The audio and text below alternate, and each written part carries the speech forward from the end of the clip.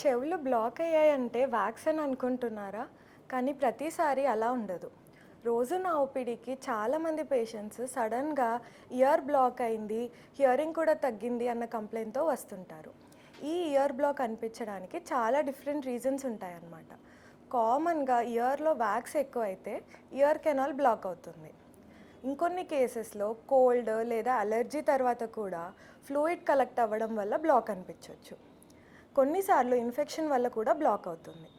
ఇంకా important thing ఏంటంటే సడన్గా హియరింగ్ అనేది తగ్గినప్పుడు కూడా పేషెంట్కి ఇయర్ బ్లాక్ అనిపించవచ్చు.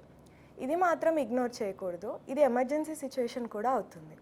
కాబట్టి ఇయర్ బ్లాక్ ఉన్నప్పుడు సెల్ఫ్గా బడ్స్ కానీ పిన్స్ కానీ యూజ్ చేయడం కరెక్ట్ కాదు. దానివల్ల ప్రాబ్లం ఇంకా పెరిగే ఛాన్స్ ఉంటుంది.